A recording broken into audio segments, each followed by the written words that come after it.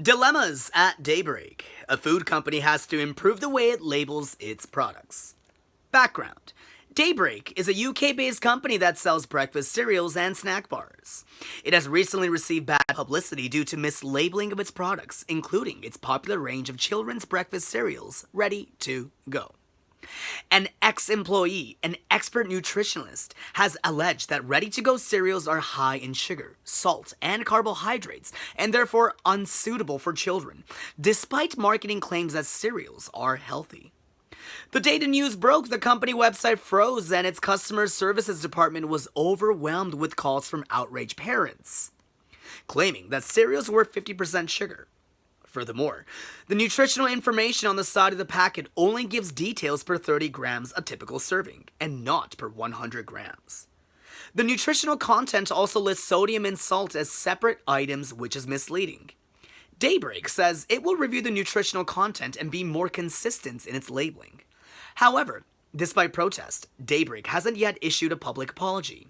The company now recognizes the need to rethink not only its food labels, but also its business ethics. Part 2. There are two characters, the presenter and Helen Wheatfield. Most kids love cereal in the morning, but according to a recent report, some breakfast cereals for children are more than 50% sugar by weight. The study published in the Journal of Nutrition found that children's cereal have more sugar, salt, carbohydrates, and calories per gram than cereals that are not marketed at kids. A single serving of 10 popular cereals, including brands such as Ready to Go by Daybreak, can have as much sugar as a donut. 2 of the brands were found to be more than 50% sugar by weight, while 8 brands were at least 40% sugar. The food industry spends about €145 million annually advertising these cereals to children. Colorful characters and collectible gifts inside the packs are meant to stimulate your child into wanting these fun foods, but the damage they can do to your child's health is no laughing matter. We spoke to Helen Wheatfield, an expert nutritionist from the National Food Council. Child obesity has become a major concern, with excess sugar and carbohydrates being the 2 main culprits. In our study, we found that most kids usually serve themselves over 50% more than the suggested serving of 30 grams. But we also found 2 cereal brands that scored very well in our nutrition rating. Mini Oats and Barley Bites had only 1 gram of sugar per serving and a healthy 3 grams of fiber. So, if you don't want your children eating a sugary breakfast, check the nutritional information on the side of the cereal pack. Jonathan Oates, Health Watch.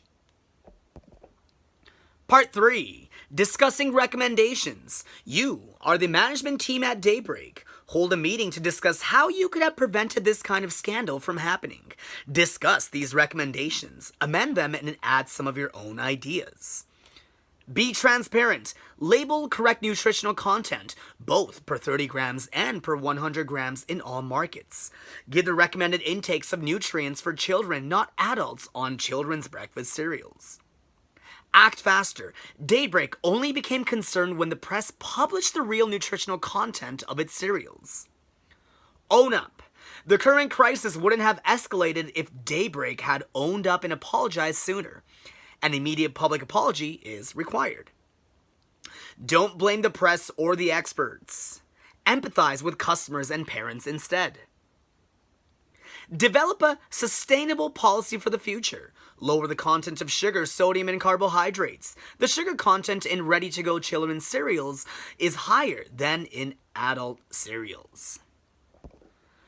Part 4. There are 2 characters, the presenter and the nutritionist.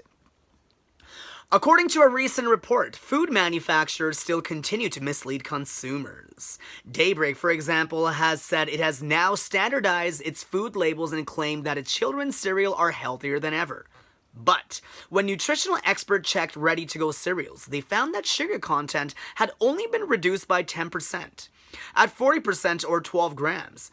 Critics say Daybreak's sugar content is still higher than it should be. In contrast, other brands of cereals only have 1 gram, or about 3%, of sugar. Sales of ready-to-go have continued to drop despite the company giving away thousands of its cereal packs in supermarkets last week as part of a promotional campaign.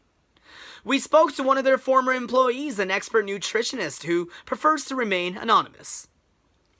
Daybreak should have reduced its level of sugar, salt, and carbohydrates in children's cereal, and increased the fiber content too. This was my recommendation, but the company told me kids wouldn't eat cereals without sugar.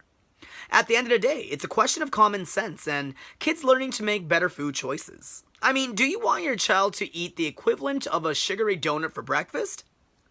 A spokesperson for Daybreak told Health Watch that the company is donating part of its profits to a children's project in Mali. But parents back home who just want their kids to eat a healthy breakfast might take a bit more convincing. Jonathan Oates, Health Watch.